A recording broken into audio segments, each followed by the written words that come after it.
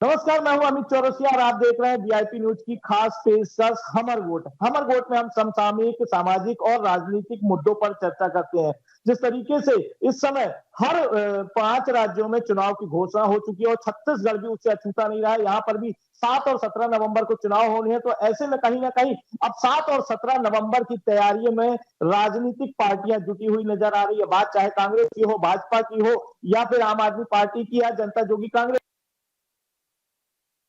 तो एक तरह से हर कोई अपने नए चेहरे के साथ यहाँ पर चुनावी मैदान में नजर आ रहा है। तो यहाँ पर आज हम बात करेंगे नया चेहरा, नया मौका। एक तरह से कहा जाए कि भाजपा ने जिस तरीके से 85 सीटों पर अपने प्रत्याशी घोषित किया और इसके साथ लगभग 90 सीटों में से 45 नए चेहरों को मौका दिया, एक बड़ा मौका है, क्योंकि कहीं ना कहीं भाजपा ने अपनी रणनीति को बदला है और इसके साथ वह 85 जो नाम घोषित किया है उसमें 45 सीटों पर पूरी तरीके से नए चेहरों को मौका दिया गया है। 45 चेहरे वही पुराने चावल की तरह है और पुराने चावल पे भी अनुभवी लोगों को यहाँ पर मौका दिया गया है ताकि यहाँ पर एक बार फिर से छत्तीसगढ़ में कमल खिलाया जा सके। वहीं दूसरी तरफ अगर तो सत्ता में बैठी कांग्रेस की बात करें तो सत्ता में बैठी कांग्रेस इस समय पूरी तरीके से तैयार है अपनी पहली सूची को जारी करने को लेकर और लगभग यहाँ पर देर रात तक लगातार मंथन और चिंतन का दौर चल रहा है। मुख्यमंत्री भूपेश बघेल कल दिल्ली रवाना होंगे और वहां पर एक तरह से सीडब्ल्यूसी की बैठक में यहाँ पर उन नामों पर मुहर लगेगी और सबसे पहले बस्तर की 20 सीटों पर चर्चा हो रही है। बस्तर की 12 सीटें और 8 राजनांदगांव की, तो ऐसे में 20 सीटों पर पहली सूची कांग्रेस की जारी हो सकती है और इसमें भी नए चेहरे आने की संभावनाएं जताई जा रही है। हमारे साथ नया चेहरा, नया मौके पर यहाँ पर रविंद्र सिंह जो है भाजपा के प्रवक्ता वो है, मैं उनका स्वागत करता हूं। रविंद्र सिंह जी, आपका स्वागत है वीआईपी न्यूज में। और इसी के साथ हमारे साथ अनिल सिंह चौहान है, प्रवक्ता कांग्रेस से, मैं उनका भी हार्दिक स्वागत करता हूं वीआईपी न्यूज में।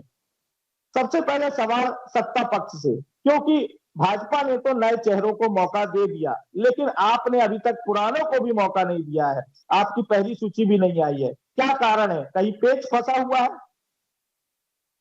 देखिए अमित जी, कांग्रेस अपने प्रक्रिया के अनुसार काम कर रही है। हमारे यहाँ किसी व्यक्ति को असल में टिकट फाइनल नहीं करना है। ये एक संस्थागत निर्णय होगा, एक सार्वजनिक निर्णय होगा, जिसके लिए ब्लॉक स्तर से लेके जिला स्तर और प्रदेश स्तर तक आवेदन मंगाए गए और सभी की अनुशंसाएं ली गई। उसके बाद प्रदेश के बड़े नेता बैठे, सभी की बातें सुनी जा रही है। पर्यवेक्षक जा रहे हैं, उस जिले में जाकर लोगों से 1 to 1 बात कर रहे हैं और पूछ रहे हैं कि आप कैसे चुनाव जीत सकते हैं। मतलब ओवरऑल में कहना यह है अमित जी कि इस पार्टी में प्रत्यक्ष लोकतंत्र है। हम सभी की बात सुनना चाहते हैं, सभी की बात सुनने के बाद अंतिम में निराकरण होगा। किसी प्रकार का विलंब नहीं हुआ है। थोड़ा सा पितर पक्ष का भी अवसर था, पार्टी ने लगभग माइंड सेट कर लिया है अब और बहुत जल्दी आपको प्रत्याशियों की सूची मिलेगी। लेकिन दूसरी बात है भारतीय जनता पार्टी की, तो मैं आपको बता दूं कि 13 विधायक अभी इनके पास सिर्फ थे। बाकी जगह पहले तो 15 जीते थे, अभी 13 की स्थिति है। तो इनके यहाँ नए चेहरों को तो इनको मौका देना ही था। लेकिन अफसोस इस बात का है कि ये कहते जरूर रहे कि हम नए चेहरों को उतारेंगे, लेकिन अमित जी अगर आप सीट देखें अगर सभी चेहरों को, तो अधिकतर वही भ्रष्टाचारी चेहरे, जो दागी चेहरे हैं, उनको उतारा गया। परिवारवाद स्पष्ट दिखता है। प्रबल प्रताप सिंह भी लड़ रहे हैं, संयोगिता सिंह जुदेव भी लड़ रही हैं, विक्रांत सिंह भी लड़ रहे हैं, खैरागढ़ से रमन सिंह भी लड़ रहे हैं। वहीं दल बदल कर आए हुए लोगों को भी, जैसे धर्मजीत सिंह जी हैं, वो लोरमी से लड़ते थे, उनको तखतपुर दे दिए। प्रबल प्रताप सिंह को जसपुर से लाके कोटा में लड़ा दिए। केंद्रीय मंत्री रेणुका सिंह जी को प्रेमनगर से कभी वो विधायक हुआ करती थी, उनकी लोकसभा बदल के भरतपुर सोनहत ले आए। तो देखिए, भारतीय जनता पार्टी में एक व्यक्ति को निर्णय लेना है, वो है अमित शाह जी। थोड़ा बहुत तो मोदी की सहमति लेते हैं, बाकी किसी से इनको पूछना नहीं है। वो जो बेचारे प्रत्याशी भी लड़ रहे हैं, वो फ्रस्ट्रेशन में है कि भैया कहीं भी हमको भेज दे रहे हैं। और यहाँ के साथ साथ आप मध्य प्रदेश में भी ऐसी स्थिति देखेंगे, प्रहलाद पटेल, नरेंद्र सिंह तोमर, सभी के साथ वही स्थिति है। तो यहाँ चाबुक चल रहा है। हमारे यहाँ वो सिस्टम नहीं है साहब। हमारे यहाँ सीधा डेमोक्रेसी है, सभी से बात की जाती है। उसके बाद सभी जो प्रमुख नेता है वो बैठते हैं और राष्ट्रीय स्तर पर बात करने के बाद, मार्गदर्शन लेने के बाद अंतिम में सूची आएगी। तो अमित जी, भारतीय जनता पार्टी कह जरूर रही थी, लेकिन धरातल पर वैसा नहीं है। लगभग सभी वही घिसे पिटे चेहरे हैं, बहुत कम नए चेहरे आए हैं और जो आए भी हैं वो बेचारे बलि के बकरे हैं एक तरह से आप देखिए तो। जी बिल्कुल रविंद्र जी, सबसे बड़ा सवाल इन्होंने खड़ा किया है कि अनिल सिंह चौहान जी ने, कि यहाँ पर उन्होंने स्पष्ट तौर पर भ्रष्टाचार चेहरों को एक बार फिर से भाजपा में टिकट दी गई है, जिसमें 45 सीटें शामिल है जो पुराने चेहरों के साथ नजर आ रही, जो कि पहले भी भ्रष्ट सरकार में शामिल थे और एक बार पुनः 15 वर्षों में जिस तरीके से भ्रष्टाचार किया उन्होंने उसकी खुलासे की बात कही है। वहीं अगर बात करें नए चेहरों की, तो नए चेहरों को देना मजबूरी बताई जा रही है भाजपा की, क्योंकि 13 विधायक थे तो ऐसे में नए चेहरे आने ही थे। क्या कहते हैं? सबसे बड़ी बात है, भ्रष्टाचारी कौन है ये 3 तारीख को प्रमाणित हो जाएगा। और भ्रष्टाचारी कौन है इसको प्रमाणित कौन करेगा? क्या कांग्रेस के एक प्रवक्ता करेंगे या कांग्रेस पार्टी के लोग करेंगे? और यदि कांग्रेस के लोग ही करते हैं, भ्रष्टाचारी थे हम 15 साल में, तो ये 5 साल से क्या कर रहे हैं? सत्ता सरकार में थे, इनके पास COW था, एंटी करप्शन ब्यूरो था, इनके पास पुलिसिंग थी। हमने भ्रष्टाचार किया, इन्होंने गिरफ्तार क्यों नहीं किया? कितनी उदासीन सरकार है, कितनी निष्क्रिय सरकार है, कितनी अकर्तव्यनिष्ठ सरकार है कि हमको भ्रष्टाचारी जानते हुए इन्होंने गिरफ्तार नहीं किया। तो सबसे बड़ी बात है, भ्रष्टाचारी ये हैं। भ्रष्टाचार के पूरे परत प्याज दर प्याज छत्तीसगढ़ में खुलते जा रहे हैं। और दुनियादारी की मैं क्या बात करूं, इनके मुख्यमंत्री तो खुद जमानत में है, फर्जी CD कांड में आज भी जमानत पे। और किस पे आरोप लगाएंगे? हमको बोलते हैं दल बदल करके जो आए हैं उसको टिकट देंगे। अरे आपने नंद कुमार साय को हाथों हाथ लिया है, उसको टिकट देने का आप वादा किया है। और चौथी बात, आप बोलते हैं, क्या कहते हैं कि हमने उन्हीं पुराने घिसे पीटे चेहरों को, 3 तारीख को आपको समझ में आ जाएगा घिसे पीटे चेहरे कौन है, पुराने कौन है। हमारे यहाँ अनुभव और जोश का समन्वय है, आपके यहाँ जोश का समन्वय कैसे होगा? टिकट मिलेगा तो एक दूसरे को कुर्सी फेंक फेंक के मारेंगे, एक दूसरे के कुर्ते पैजामे को फाड़ेंगे। ये जोश आप लोग के कांग्रेस में दिखेगा। यही डर और भय है कि हमने 84 टिकट की घोषणा कर दिया, इन्होंने 8 टिकट की भी घोषणा नहीं की। अरे हम में हिम्मत थी, हम में क्षमता थी, हमको भरोसा है कि हम सरकार के मतलब सफलता को जनता के बीच लेके जाएंगे और 15 साल में जो हमने काम किया उसको जनता को पूरी ईमानदारी और आत्मविश्वास से बताएंगे। इसलिए हमने टिकट का डिक्लेयर कर दिया। आप निर्णय नहीं ले सकते कि कौन क्या है कौन क्या नहीं। आपके तो 17 विधायक ऐसे ही कट रहे हैं। मतलब आपकी परफॉर्मेंस आप लोग देख लो क्या है। और कितनी लोकतांत्रिक प्रक्रिया, हमको पता है कि 10 जनपद से तय होने वाले आपके नाम, आप के जो पूरे दिखावे की लोकतांत्रिक प्रक्रिया और लोकतंत्र में भरोसा करने वाले लोग, आपातकाल लगाने वाले लोग आप, और लोकतांत्रिक प्रक्रिया की बात करेंगे। अरे उससे क्या होता है दम तो टिकट को कर दो ना। लोकतंत्र के नाम पे कितना लंबा खींचेंगे? 13 तारीख को तो चुनाव का वो है, 16 तारीख आखिरी डेट है। कुल मिला के ये भ्रष्ट सरकार थी, काट की हांडी थी। छत्तीसगढ़ में इन्होंने झूठे घोषणा पत्र, झूठे वायदे, इनके TS सिंहदेव बोलते हैं 36 वायदे में 12 पूरा हुआ, 12 में काम शुरू नहीं कर सके। 12 पूर्ण है, मैं नहीं कहता, भाजपा के लोग नहीं कहते। आपके डिप्टी CM बोलते हैं, जिसको लॉलीपॉप दे के आपने चुप करा दिया और बोल भी रहे हो सरगुजा तरफ 3 या 4 सीट से ज्यादा नहीं आने वाली। तो आप लोगों को अपनी जमीनी हकीकत पता है। जगदलपुर में मुख्यमंत्री जी बोलते हैं कि अंतर कलह मत करना, नहीं तो सत्ता हाथ से निकल जाएगी। आपस में एकजुट रहोगे तो सत्ता मिलेगी। ये भूपेश बघेल जी एक जगह नहीं 2 जगह बोल चुके। तो हमको पता है आपके अंदर खाने में क्या चल रहा है। अरे सीट डिक्लेयर तो करने दो, कैसे इस्तीफे का दौर शुरू हो जाएगा। छत्तीसगढ़ में 36 टुकड़ों में बटी यही कांग्रेस नजर आएगी। हमारे पे चर्चा मत करिए, हमारे किसी चीज पे नहीं। हम चुनाव जीत के आएंगे क्योंकि आप लोग असफल सरकार है। आप लोगों ने कानून व्यवस्था को बिगाड़ दिया, आप लोगों ने महिला के दुष्कर्मों में वृद्धि की है, भ्रष्टाचार की एक नई इबारत लिखी है। 100% सरकार जाने वाली। 3 तारीख को तय हो जाएगा इस सरकार का जाना। छत्तीसगढ़ में 36 टुकड़ों में कांग्रेस बटी हुई नजर आएगी। एक बड़ा उन्होंने आरोप लगाया है जिस तरीके से। और वहीं बात कर रहे हैं जोश, जुनून और हिम्मत के साथ उन्होंने 85 प्रत्याशी घोषित कर दिए हैं, जिसमें 45 नए चेहरों को मौका दिया गया है। तो ये अब एक तरह से जो विपक्ष में बैठी भाजपा पूरी तरह से अपनी पीठ थपथपाती नजर आ रही है। क्या कहते हैं आप? देखिए अमित जी, अभी ये कह रहे थे कि भ्रष्टाचार होने का प्रमाण पत्र कौन देगा, भ्रष्टाचारी होने का। ये 2018 में जनता ने प्रमाणित कर दिया और उसके लिए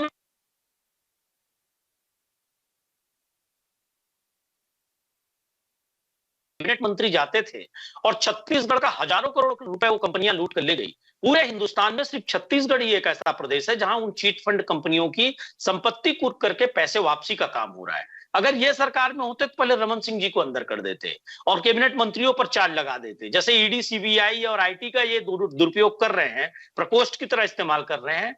तो देखिए अमित जी, कांग्रेस विकास में विश्वास रखती है, रोजगार में विश्वास रखती है, किसान में विश्वास रखती है, वनांचल के आदिवासियों में विश्वास रखती है कि कैसे उनका, गरीबों का, वंचितों का विकास हो, कैसे यह प्रदेश समृद्ध हो। हम बदले की राजनीति नहीं करते। इनकी सरकार में आप देख लीजिए, केंद्र में जिन पत्रकारों ने सरकार के खिलाफ लिखा, उनकी कलम को कैसे चुप कराया गया। या तो उनको जेल भेज दिया गया अभी भी देख लीजिए आप कि किस तरह से क्लिक के लगातार पत्रकारों को जेल भेजा गया, या तो गौरी लंकेश और कलबुर्गी की तरह उनकी हत्या कर दी गई। कांग्रेस लोकतंत्र का समर्थन करती है। रह गई बात गुटबाजी की, ये कह रहे थे, तो प्रदेश अध्यक्ष अरुण साव को जान बचाना मुश्किल हो रहा है। बिलासपुर में उनके आवास को सैकड़ों लोगों ने घेर लिया था, भारतीय जनता पार्टी के लोगों ने वहां जिंदाबाद मुर्दाबाद के नारे लगे। और ये जहां तक कह रहे हैं मुख्यमंत्री जी का, तो हाँ, हम छाती ठोक के कहते हैं, हमारे मुख्यमंत्री जी ने कहा है कि अंतर कलह मत करना। भारतीय जनता पार्टी पूरे देश को धर्म के नाम पर, कट्टरता और नफरत के नाम पर लड़ाने का काम कर रही है। आपके पास भी अदानी का फाइनेंस आ सकता है, लालच दे सकते हैं। मध्य प्रदेश से लेके गोवा तक, पूरे हिंदुस्तान में उत्तर से दक्षिण तक जो विधायकों और सांसदों की मंडी भारतीय जनता पार्टी ने लगाई हो, किसी से छिपा नहीं है अमित जी। इसलिए हमारे मुख्यमंत्री जी ने जनता से भी आह्वान किया है कि इनके किसी बहलावे भुलावे में मत आना। इस प्रकृति, छत्तीसगढ़ की प्रकृति और संस्कृति का संवर्धन और संरक्षण करना है, इसका विकास करना है। हमारे जो तीज त्योहार, हमारी संस्कृति जिसका दमन हुआ, छत्तीसगढ़ियों का शोषण हुआ 15 साल तक, कमीशन खोरी अपनी चरम पर थी। तत्कालीन मुख्यमंत्री रमन सिंह ने कहा था कमीशन खोरी बंद कर दो भैया, हम 30 साल सत्ता में बने रहेंगे। तो जब मुख्यमंत्री को एक कमीशन खोरी का आह्वान करना पड़ जाए अमित जी, उससे बड़ा उदाहरण भ्रष्टाचार का क्या लेंगे आप? क्या हम पकड़ पकड़ के भारतीय जनता पार्टी को इनकी तरह बदले की राजनीति करें? ये कांग्रेस की संस्कृति नहीं है अमित जी। जी रवीन जी बताया, क्योंकि एक बड़ा सवाल इन्होंने खड़ा किया है। कहीं ना कहीं मुख्यमंत्री डॉक्टर रमन सिंह को अपने अफसरों को कहना पड़ा था, क्योंकि अफसरों की लाल फीताशाही उस समय 15 वर्षों में सभी ने देखी है, वो जग जाहिर है। और मुख्यमंत्री, पूर्व मुख्यमंत्री डॉक्टर रमन सिंह थे, उन्होंने स्पष्ट तौर पर एक आह्वान किया था कि आप लोग कमीशन खोरी बंद कर दे, तभी हमारी सरकार 30 साल तक रह सकती है। एक बड़ा सवाल इन्होंने खड़ा किया है, इसका जवाब दें। और साथ ही बात करें नए चेहरे नए मौके की बात हो रही है, तो नया चेहरा जो नजर आ रहा है उसमें पुराने चेहरे में वही राजेश मूणत, वही पुराने जो चेहरे हैं आपके ब्रजमोहन अग्रवाल। तो इस तरीके से आखिर क्या चाह रही है भाजपा? और बात करें पूर्व मुख्यमंत्री डॉक्टर रमन सिंह की, तो रमन सिंह एक बार फिर से अपने चेहरों को टिकट दिलाने में सफल हुए हैं, क्या कहते हैं? बिल्कुल बिल्कुल, सबसे महत्वपूर्ण बात जो आपने पहला प्रश्न मुझसे पूछा कि डॉक्टर रमन सिंह जी ने कोरबा में कहा कि एक कमीशन को बंद कर देना, 30 साल रहेंगे। इनके राजीव गांधी जी भूल गए? जब 1 रुपया भेजता हूँ 10 पैसा पहुंचता है करके, पूरे भारत में उन्होंने कहा था 1 रुपया का 10%, 90% भ्रष्टाचार कांग्रेस के गवर्नमेंट में होता था। इस बात को भूल गए हैं क्या कांग्रेस की गवर्नमेंट में? नहीं साहब, उन्होंने भारतीयों के लिए कहा था कि सिस्टम हमको सुधारना होगा। मैंने बीच में नहीं टोका है। आप यहाँ तो कह रहे हैं कि भाजपा ही कमीशन खोरी ले रहे हैं। दोनों बातों की तुलना मत करिएगा। सुन लीजिए, दोनों बातों की तुलना क्यों नहीं की? आप धरातल के नेता थे, उन्होंने कहा था कि ये जवाब दे रहा हूँ, आपको जवाब दे रहा हूँ। यदि मंच पे जनता तक नहीं पहुंचना चाहिए, तो बात अलग है, क्योंकि मैंने सुना आपकी बात को। डायरेक्ट खातों में आज पैसा जा रहा है। सुन लीजिए, उन्होंने तो संचार क्रांति लाई कि हर पैसा खाते में जाए, हितग्राही के पास जाए। आज छत्तीसगढ़ में 1,75,000 करोड़ राजीव जी के उन वचनों के कारण हुआ कि आज छत्तीसगढ़ के लोगों के जेब में पैसा गया 1,75,000 करोड़। रवि जी सुन लीजिए आप। और रही बात जिस चिट फंड की आप बात कर रहे हैं ना, पूरे छत्तीसगढ़ में 2% चिट फंड का पैसा आया है। आपने कहा था पैसा पूरा देंगे, 2% प्रोत्साहन तो नहीं दिया गया। 100 करोड़ से ऊपर आया है, 1,000 करोड़ से ऊपर की संपत्ति सीज है। आप तो प्रोत्साहन दे रहे थे, हम तो लाए ना। अरे 2 रुपए लाए साहब, लाए तो आपका तो मुख्यमंत्री दे रहा था उनको प्रोत्साहन, कार्यालय की ओपनिंग में जाता था। और अमर अग्रवाल जी का भदौरा कांड भूल गए होंगे आप, क्योंकि मैं जवाब दे रहा हूँ। जमीनों का खेल हुआ, बिलासपुर माफिया कैसे सक्रिय हो गए, न राजेश मूणत के भ्रष्टाचार भूले हैं, न रमन सिंह का पनामा पेपर भूले हैं। बड़ा सवाल आपसे है अनिल जी, एक बड़ा सवाल है, क्योंकि कहीं ना कहीं हम मुद्दे से भटक रहे हैं। नया मौका, नया चेहरे की हम बात कर रहे हैं। नए चेहरे नए मौके के तहत यहाँ पर कल हम यहाँ पर थे कांग्रेस भवन में, तो यहाँ पर जो प्रदेश प्रभारी है शैलजा जी, उन्होंने स्पष्ट कहा था कि हम भी नए चेहरों को मौका देंगे। क्या माना जाए कि जो वर्तमान विधायक है उनमें काफी लोगों की टिकट काटी जा सकती है और नए चेहरों को मौका दिया जा सकता है, क्योंकि जिस तरीके से प्रदेश प्रभारी शैलजा जी ने संकेत दिए हैं? जी देखिए अमित जी, शैलजा जी का स्पष्ट संकेत ये था कि जहां विधायकों से भी बेहतर कोई काम किया होगा वहां हम नए चेहरों को मौका देंगे। लेकिन विधायक अगर बेहतर काम कर रहे हैं, छत्तीसगढ़ के लोकतंत्र को स्वस्थ रख रहे हैं, जनता की सेवा कर रहे हैं, कांग्रेस की नीति रीति के अनुसार लोगों को लाभ पहुंचा रहे हैं, जो सरकार की योजनाएं हैं उसमें बड़ी भूमिका अदा कर रहे हैं, तो उन विधायकों का टिकट नहीं कटेगा। लेकिन अगर कोई और बेहतर ऑप्शन आ गया, इसका मतलब नहीं कि विधायक निष्क्रिय हैं। कई बार होता है कि कोई और समाज से भी, कोई और कांग्रेस का व्यक्ति उससे भी बेहतर कर सकता है। अगर कांग्रेस को यह लगेगा तो अवश्य उसको मौका दिया जाएगा। शैलजा जी के सिर्फ कहने का मतलब यह था। और अमित जी, दूसरी बात यह है कि छत्तीसगढ़ की जनता ने कांग्रेस को बड़ा प्यार और दुलार दिया है। यहाँ के किसानों ने, यहाँ के आदिवासियों ने, सभी वर्गों ने हमको वोट दिया, तब जाके हम 71 सीटों पर विजयी हुए हैं। 15 वर्षों तक रमन सिंह ने इस प्रदेश का खस्ता हाल कर दिया था भाजपा की सरकार ने। और सबसे बड़ी बात यह है, केंद्र का भी जो फेलियर था, महंगाई, रोजगार, इन सब मुद्दों पे, इस कारण छत्तीसगढ़ में हमको एक बड़ा बहुमत मिला है। उसके बाद हमारी जवाबदारी भी बड़ी होती है कि हम अच्छे प्रत्याशियों को दें जनता के बीच, अच्छे चेहरों को लाए, छत्तीसगढ़ में अच्छे लोकतंत्र का निर्माण करें, छत्तीसगढ़ियों के हित में फैसला करें। इसलिए हमारी सूची में थोड़ा विलंब हो सकता है जी, लेकिन आप देखिएगा कि बहुत अच्छे चेहरे आएंगे, छत्तीसगढ़ का लोकतंत्र और समृद्ध होगा, हर वर्ग का और विकास होगा। और कांग्रेस जैसे इतिहास 5 वर्षों में रची है, ये कहते थे कर्ज माफी नहीं हो सकती, ये कहते थे 25 रुपए धान का नहीं दे सकते आप, आज 28 रुपए की स्थिति में आ गए हैं। तो जितने वादे कांग्रेस ने किए वो पूरे किए, और आगे आप देखिएगा और इतिहास रचा जाएगा। 5 किसान इसी प्रदेश में प्रतिदिन मरते थे भारतीय जनता पार्टी की सरकार में, आज किसान खुशहाल है। दंतेवाड़ा और नारायणपुर राष्ट्रीय पुरस्कार ले रहे हैं, हजारों की संख्या में ट्रैक्टर खरीदे जा रहे हैं, कृषि उपकरण खरीदे जा रहे हैं। ये कांग्रेस की उपलब्धि है साहब। यहाँ जनता वर्सेस भारतीय जनता पार्टी का चुनाव है अमित जी, और ये स्पष्ट हो जाएगा, और जनता ही मुहर लगाएगी। 3 दिसंबर को स्पष्ट हो जाएगा कि किसने जनता के साथ कितना अच्छा हित किया और पारदर्शिता से काम किया।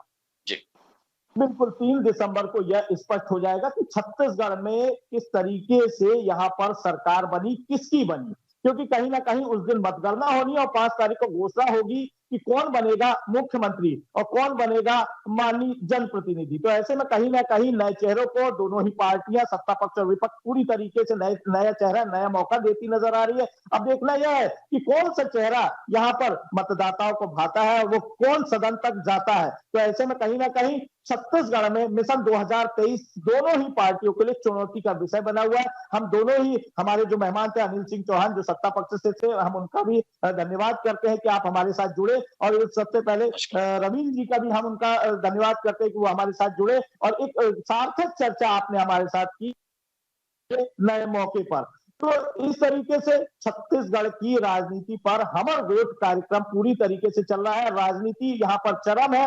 मिशन 2023 की तैयारियां जोरों पर चल रही है। 7 और 17 नवंबर को चुनाव होना है और इसके बाद 3 को मतगणना होनी है, 5 तारीख को पूरी तरीके से सरकार की घोषणा होनी है। तो एक तरह से कहा जाए कि छत्तीसगढ़ पूरी तरह से चुनावी मोड में है। हम एक बार पुनः आपसे विदा लेते हैं एक नए मुद्दे के साथ, कल फिर आपके सामने हाजिर होंगे। नमस्कार।